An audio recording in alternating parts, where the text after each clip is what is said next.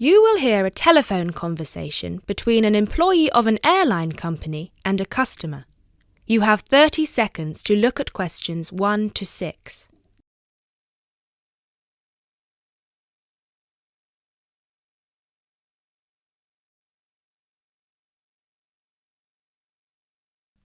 GB Airlines, this is Kyle speaking. How can I help? Hi, my name is Matt Walsh. I'm calling on behalf of Mr. John Sparrow to claim expenses for a delay in his flight last week. Good morning, Mr. Walsh. Thank you for calling. Could you please tell me the flight number and the date of departure? The date of departure was the 24th of January, 2016. I'm afraid I don't have the flight number in front of me at the moment. Okay, that's all right. One moment. Could you tell me where was Mr. Sparrow departing from? He was departing from Athens. Is that Athens, Greece, or Athens, Georgia? Athens, Greece. Right. And what was the destination? It was Heathrow, London. Right. We've got 2 flights from Athens to London, Heathrow, on the 24th of January 2016. Was it the 3:25 p.m. flight or the 9:45 p.m. flight or the 9:45 p.m.? It was the later one, 9:45. Okay, so the flight number is GB1011. Right, okay. Okay, yes. I can see that Mr. Sparrow's flight was cancelled and he was booked on the next flight on the 25th of January at 3:25 p.m. Is that correct? Yes, that is correct. According to our system, one of my colleagues spoke with Mr. Sparrow on the phone on the 24th to inform him of the cancellation and offered to book a hotel for him for the night, but Mr. Sparrow preferred to book one himself. Yes, because he didn't want to stay near the airport, as the next flight was in the afternoon. Yes, of course. Could you tell me which hotel he stayed at? Yes, he stayed at the Hypnos Hotel. Oh, could you spell that for me? Of course. That's Hypnos. Hypnos. Right. Thank you for that. And could you please tell me how much the total cost was for the night? Sure. It was €73. Right. Do you have a copy of the receipt for that? Yes, of course. Would you like me to send it to you? Yes, please. Can I email a picture of it? To you? Absolutely. The email address is refunds@gbairlines.co.uk. Great, thank you. No problem. Were there any other expenses you wish to claim? Actually, yes. There was also the taxi ride to the airport and the taxi ride back the next day. Right. And what was the total cost? The first taxi ride was €53 and the second one was 42, so 63, 73, 83. Yeah, so the total was €95. I'll send you the receipt for those as well. Thank you. Are there any other expenses? Send you the receipt for those as well. Thank you. Are there any other expenses? No, I think that's it.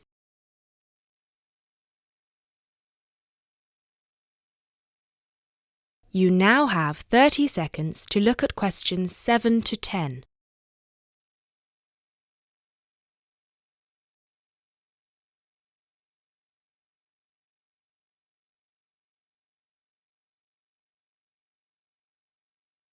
Excellent. So if you could please send us the receipts for the hotel and the taxi rides, and after we receive them, it should take about 48 hours for the funds to reach Mr. Sparrow's account. Anything else I can help you with? Actually, yes, there's one more thing. Mr. Sparrow complained about the meal during the flight. He said that it was a bit bland. Right. So he asked me if it was possible to switch to a different meal option for his upcoming flight to Kiev next week. Right, of course. Just give me a minute, please.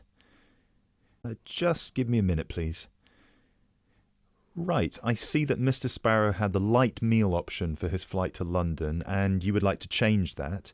What would you like to change it to? What are the other options? We've got 12 different meal options. Would you like me to list all of them for you?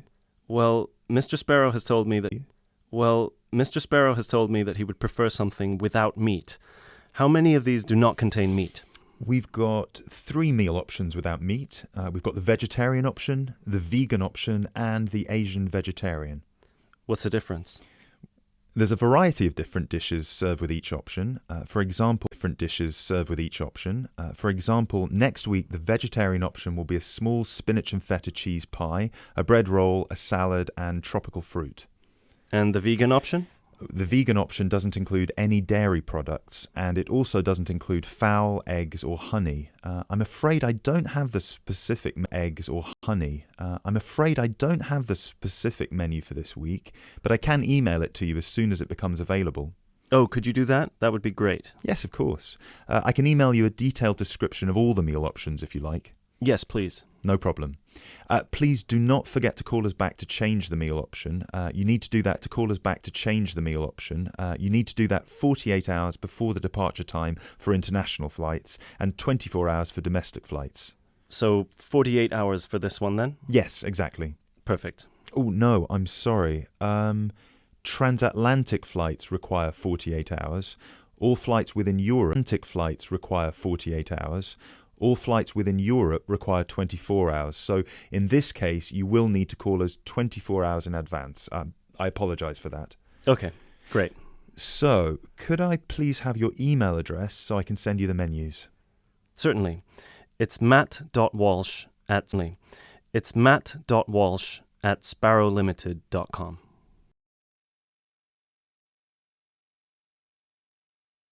You will hear a conversation between a radio presenter and an author. You have 30 seconds to look at questions 11 to 14.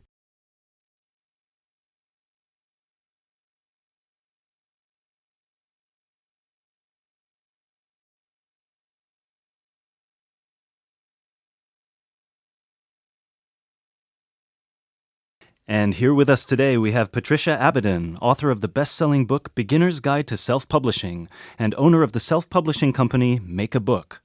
Hello. Hello, Patricia. Now, I know a lot of listeners are interested in self-publishing their novels, but they don't know where to start. As a successful self-published author, what would you say are some of the pitfalls they'd need to avoid? I'm glad you asked that, Mark. The thing is that with the e-book revolution that started in the early 2000s, we experienced a shift in the literary market, and suddenly aspiring writers didn't have to rely on agents and traditional publishers anymore to get the opportunity to publish their books. But just because we can publish, does that mean we should? For me, there are four questions that each writer needs to ask themselves before they attempt to join the market. The first question is my book ready? One of the biggest mistakes new writers do is that they get so excited with the prospect of publishing their book that they rush through the process and they don't bother with the technicalities such as thorough editing. And they should, because editing is about 50% of the final product. It's not as glamorous as the process of actually creating the story, but it's just as important. The final product needs to be immaculate, not just in terms of grammar, but also in terms of plotting, characterization, and even spelling. Secondly, do I understand the market? Unless you're publishing just for your friends and family, you need to have a sound marketing strategy. The beauty of self-publishing is that anyone can do it, but that also means that you're fighting for attention against millions of other titles. Do you know what sets your book apart? Do you understand who your audience is and how you're going to reach them? Do you have a solid presence in social media? In general, do you know how you're going to sell the book to people? The third question, and I hope I don't sound too pragmatic, is, have I worked out how much money I'm willing to spend? This extends beyond the cost of self-publishing itself, obviously. There's the cost of advertising, the cost of proofreading and copy editing, the cost of giving away free copies to reviewers, and let's not forget the cost of a professionally done cover. The truth is that the more you see your book as an investment, the more of a return you're going to get. But either way, you need to know what your available funds are. And the final thing, The final thing is something most writers overlook, but it's just as important as the other three. Have I started my next project yet? Remember, one book is never going to make you rich, and it's never going to make you famous. If you want to succeed, you need to keep writing and keep publishing as many books as you can. That's how you build an audience, and how you get your book to the top of the chart.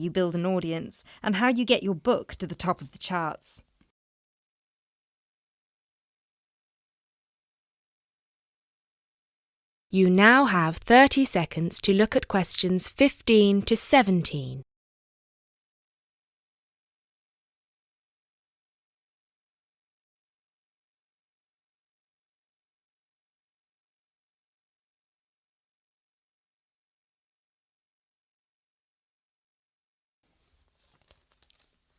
Thank you, Patricia. So tell us, how did you do it?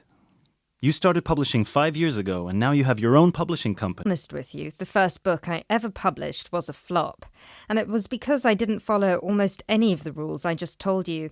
My novel was poorly edited, it had a cheap-looking, self-made cover, and I had no idea how to get people to buy it. For about a year, I checked its dismal sales every month, and I wallowed in self-pity. But then I decided it was time to change and do something. The first thing I did was get a subscription to all the writing magazines I could find out there. I'd read them all from cover to cover and followed the experts' advice as if it was gospel. I wrote almost every single day, and I submitted short stories to every competition I could find out there. I also started a blog and I set up my own page. Over time, I started building a name for myself and a solid fan base.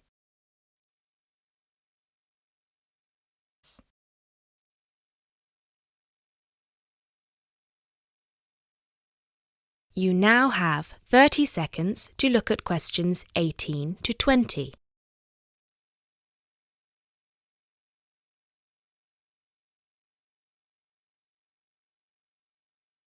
Want to be associated with my first book, so I decided to publish my next book under a different name. This time I sought professional help with editing, and I spent months working on it until it was ready. I also sought the advice of friends who worked in marketing and tech-savvy friends who helped me come up with a marketing plan. Since I already had a platform, my website and my social media pages, it was much easier to reach the people who would be interested in reading my book. And of course, while all of this was happening, I was also in the middle of my next novel, which I planned to have ready for editing by the time the previous one was out. So, yeah, I published my second book about 2 years after my first, and it was a completely different experience. And now, here I am. Thank you very much, Patricia. I'm sure our listeners have been inspired by your story.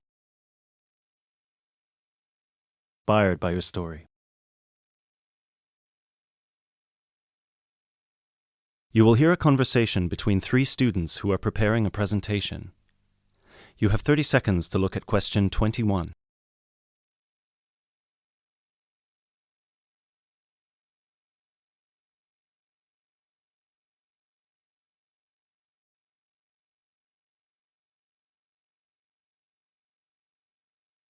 Hey guys!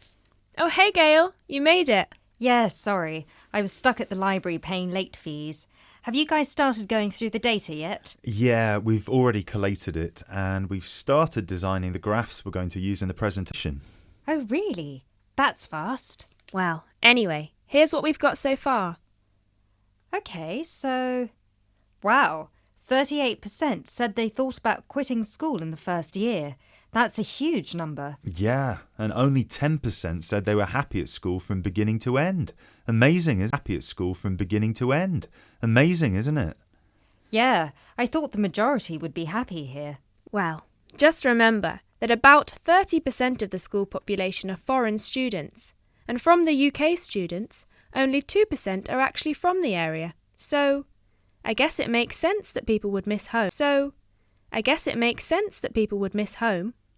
Yeah, but to want to actually quit school. Well, they didn't want to exactly, they just thought about it.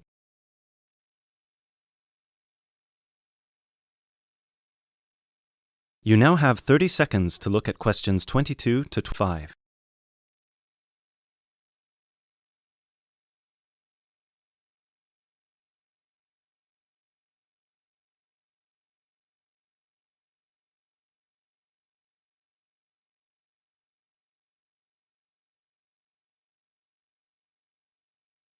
Saying that we should start by explaining what the topic of our research was and how we decided to collect the data.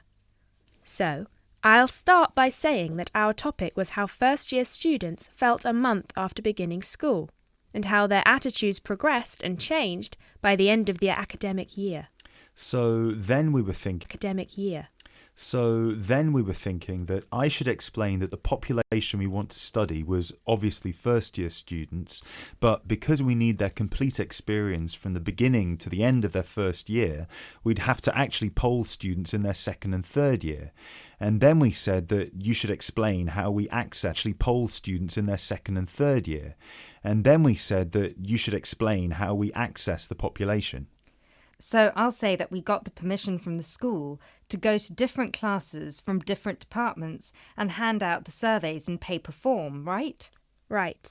And that it took us about 3 weeks to complete this part. Right? Right. And that it took us about 3 weeks to complete this part of our research.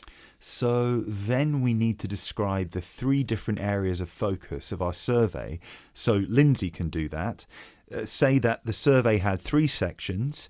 The first one asking just some general questions about the age. The first one asking just some general questions about the age, gender, nationality and field of study of each student. Then the second one focused on how they felt in their first 6 months at school. And the third, how they felt in the summer after their first year was complete. That sounds good. Third, how they felt in the summer after their first year was complete. That sounds good.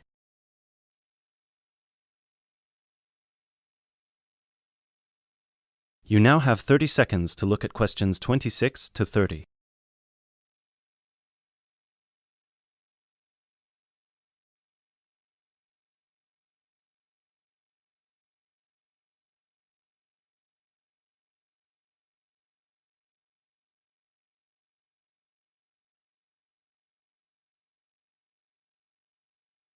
Okay, so let me see the breakdown. Of the participants were boys, the rest were girls. Right, and 70% of the participants were British, while the other 30% were... 10% were from America and Asia, 2% were from Africa, and 18% were European. We had a small number of Australians as well. 0.03%, so I guess Europeans were 17.97% if you want to be precise. Which we should. Anyway, and obviously the age was all 20 or 21, with a few 19-year-olds. Only about 5%. No, only about 5%. No, wait. 4%. Right? No, it's 5%. Look. Right. Okay. So Lindsay will describe the 3 sections, and then you, Kevin, you'll describe the demographic and geographical breakdown, and You can start with the graph, and then we'll all explain the data together. Right, so we'll put this graph up on the board and explain that most students experience some form of homesickness or mild depression in the beginning of their course. But we need to point out that by the end of the year, it was only 5% that still felt like quitting school. Yeah, but remember that we didn't actually have the opportunity to interview or poll any of the students who left school.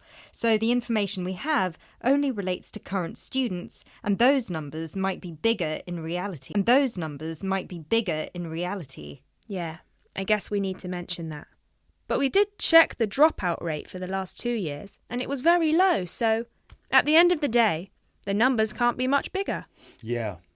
Anyway, so after we explain the data and we show the three graphs with the background information and the responses for 6 months and 1 year, we should spend some time also talking about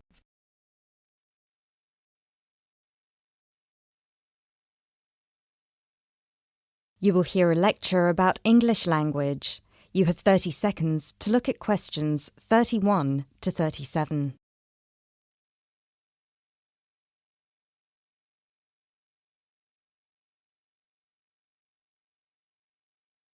Last week will remember that we talked about the journey of the English language from its early Indo-European origins through to Old English, Middle English, and then to early and late modern English before it reached the form that it has today. Today, we will be continuing that theme by focusing on the future of the English language and all the places it might go from here of the English language and all the places it might go from here. There are about 2.1 billion people around the world who can speak English. Out of these, only 400 million are native speakers, which means that 4 in 5 English speakers are non-natives. This is obviously quite an impressive number, considering that just 2 centuries ago, in 1801, there were only about 20 million speakers of English around the world, and languages like French and German were ahead of English in terms of how many people were using them. But what does it mean? What it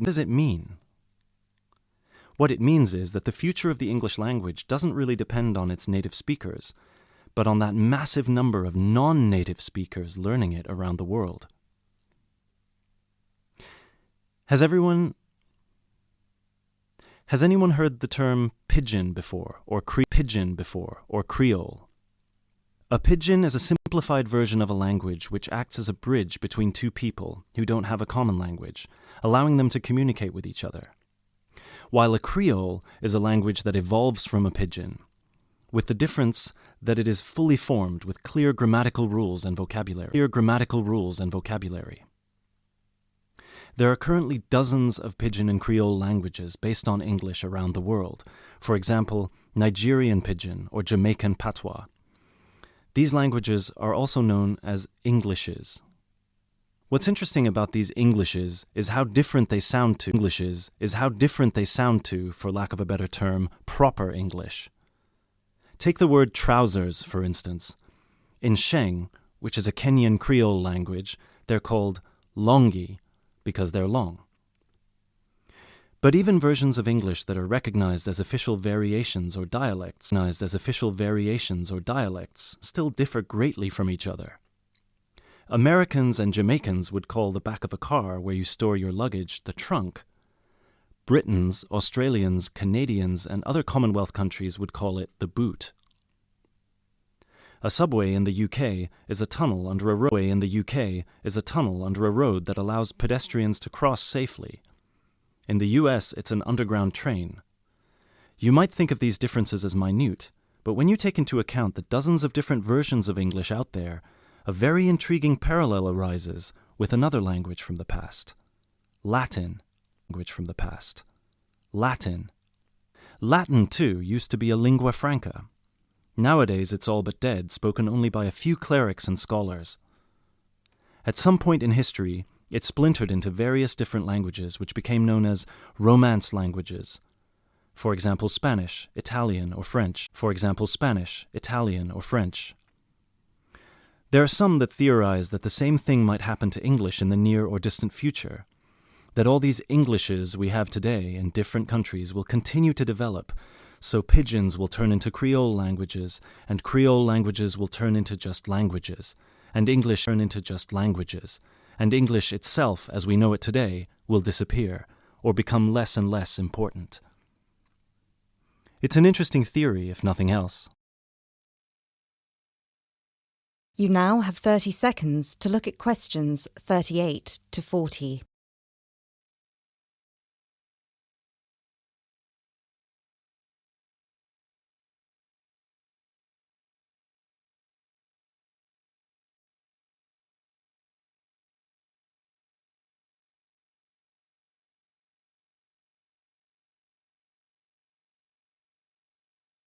idiosyncrasies of their culture. Just think of the contribution of dialects such as Jamaican or South African English. In the past 50 years alone, they've added about 25,000 words to the English language.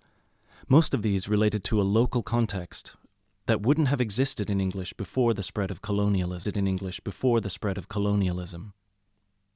In terms of numbers, just those are enough for a brand new language. There are some flaws to this theory too, however. While it's true that Latin and English have a lot of similarities in terms of how they developed or have developed throughout history, there is one big difference. We currently live in an era of globalization. Today, you can be in India and stream an American film or TV series in seconds. You can be in Nigeria and listen to British music. You can be in Brazil and read a novel from an Australian author. Just a few centuries ago, this was unthinkable. So what's the other way that English could go? According to some experts, there's the possibility that it could maintain its status as the world's global language, but with a few differences. Already today, most conversations in English occur between non-native speakers. While many of these might be fluent, the majority probably only have an intermediate understanding of the language, devoid of the nuances, colloquialisms, and complex collocations that native speakers employ in their interactions. This means that over time, English could turn into some sort of world speak, the official lingua franca for the entire world, but in a simplified form. Some scholars have even started trying to develop that version of English by selecting the most useful words in the English vocabulary for non-native speakers to learn. Robert McCrum has compiled a comprehensive list of 1,500 words, for example, a version of English that he calls Globish. And what about traditional native speaker English? It might continue to exist, but lose its popularity, as the previous theory suggests. There are many more theories about the future of the English language, of course.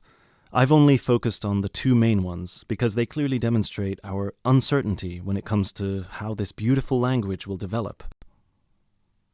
English is in a unique, unprecedented position. No other language has achieved the same levels of popularity in human history, especially in terms of non-native speakers.